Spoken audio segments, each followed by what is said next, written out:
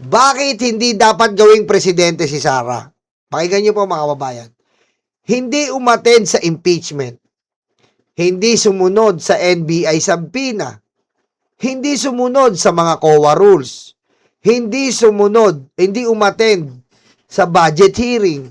BP Sara does not respect the government of which she is a part.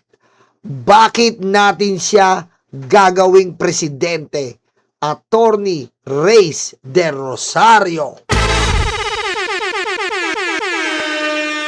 Mga babayan, napakalaman nito. Di ba? Napakalaman nito. Kasi nga po, paano natin gagawing presidente ang isang taong binabastos mismo ang gobyerno? Di ba? Mga babayan, isipin po natin mga karayuma. Ang kailangan nating presidente, hindi lang ginagalang ang gobyerno. Ginagalang ang taong bayan. Di ba? Dapat po mismo ang magiging presidente natin, mga kababayan, kinikilala mo mismo ang gobyerno, kinikilala mismo ang batas, kinikilala ang konstitusyon, kinikilala ang nasasaad sa batas, nasasaad sa konstitusyon. Pero si Sara po, hindi po siya umatin sa impeachment. Hindi rin po sumusunod sa mga sampina ng gobyerno, ng ahensya ng NBI. Hindi rin po sumusunod sa mga regulasyon ng Commission Audit na nasa konstitusyon na iyon mandato na mag-comply ka sa COA, na mag-comply ka sa sampina. Hindi rin po, eto pa, hindi po umaatin sa budget hearing na kinakailangan po sapagkat yan ay nasa konstitusyon. Kailangan magdi-deliberate ka sa budget hearing. I-scrutinize ka sa budget hearing para malaman kung nagagamit mo ba ang pondo as transparency and accountability na binigay ng pera sa iyo ng taong bayan. Maayos bang ginagastos ito? Pero si Sara po, binastos ang budget hearing.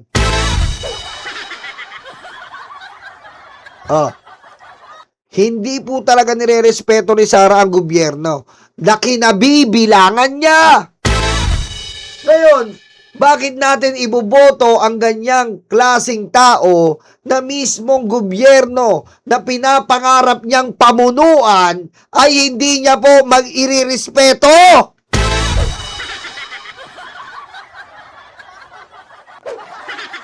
Aray ko.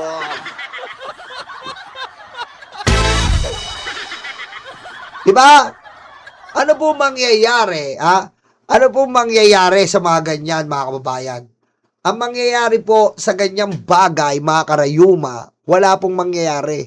Dahil ang magiging resulta, siya ay naniniwala na siya ay mas mataas sa batas. Aray ko. Mauulit lang po ang nangyari sa katulad ng ama niya. Na ang ama niya po, naniniwala siya porket presidente siya, mataas sa batas. Anong ginawa ng ama niya? Pinatay ang ating mga kababayan. Inubo sa mga mahihirap.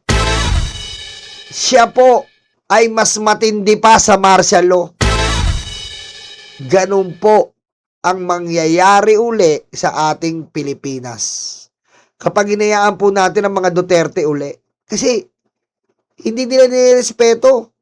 Kaya nga naniniwala si Digong, katulad ng sa umpisa natin, I will prefer to choose human lives other than human rights. Mali po yun. Si Digong po, mas pinili niya na raw po protektahan ng human lives at hindi ang human rights. Maling-mali mga kababayan, sapagkat ang human rights po at ang human lives is equal. Lagi nating tandaan yan, pero sa mga Duterte, hindi po. Importante lang sa kanila ang kanilang sariling kapakanan, sariling kapritsyo, sariling ego, mga pusang ina nyo! Diba?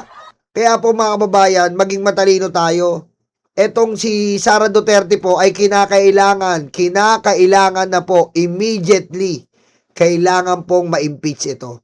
Dahil kapag hindi po natin in-impeach ito, malaking kalbaryo na naman po ang dadanasin natin sa kamay ng mga demonyo. At kung sila Sara Duterte po ang mamumuno uli, mga karayuma, mga kababayan, ililigtas po nito ay hindi po kapakanan ng Pilipino.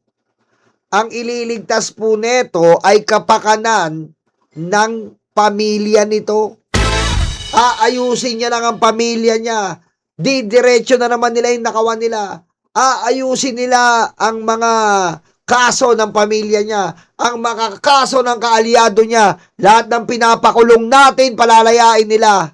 Ganyan ba ang ating bayan? Ha? Kapag mayayaman, may kapangyarihan, nalalaro ang batas? Hindi po. Kung gaano tayo nakukulong kapag tayo nagde-detret sa eroplano, kung gaano tayo nakukulong kapag tayo ay pinagbibintangang magnanakaw kahit walang sala, ganun din po dapat mangyari sa mga hayop na mga senador, vice president, or even in the future president natin. Pantay-pantay po ang batas. Ang batas po ay nakapiring. Ang batas po hindi po nakatitig lang para sa mga mahihirap at nagbibingi-bingian para sa mayayaman. Tigilan na natin to. Isuka at itaboy ang mga Duterte. Ha? Doon na lang sila sa Davao. Doon sila, malunod sila sa sarili nilang baha. Aray ko. Diba? Kaya nga malaking pambubudol to eh. Kung ang Davao hindi nila maayos, buong bansa pa kaya, ayan nangyari sa atin. Diba? Kaya wag po tayong magtaka kung ngayon lang po tayo nagpapakulong. Dahil nung nakaraang administrasyon, wala po nakulong si Laila de Lima, inosente pa. Si Trillanes, inosente pa. Wala pong nakulong. At ang masama doon, ang mga nakulong na si Jenggoy Revilla, pinalaya pa. Si Robin, pinalaya pa. Kita mo? Bumalik. Kaya mga babayan, mga karayuma, huwag nyo pong kalimutan mag-like. Para sa bayan yan eh. Okay? Huwag nyo kalimutan mag-like and mag-share and mag-subscribe. Kasi para sa bayan yan. Aray ko. Diba? Kapag nag-like kayo, share, and subscribe, mapapanood to ng sambayanan. Pag napanood to ng sambayanan, makikita nilang pogi ako.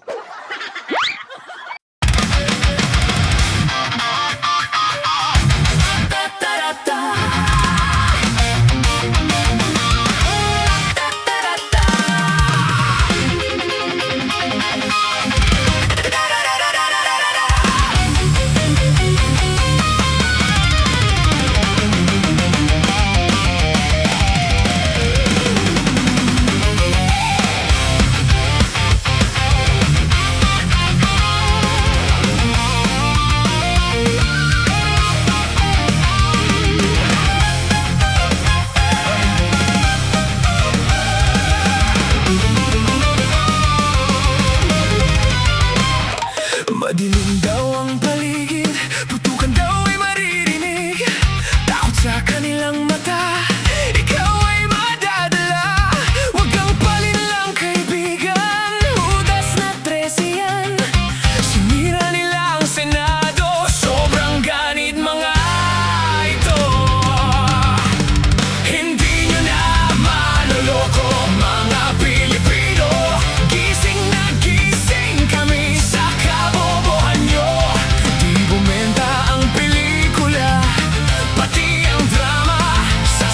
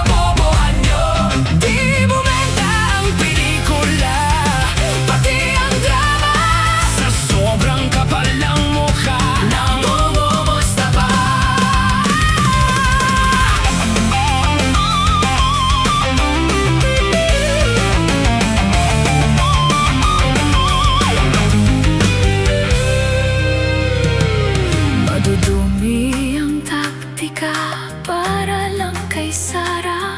Taong bayan hindi inisip, taong bayan hindi nadinig. 10 utos kaibigan, huwag magnakaw sa tao.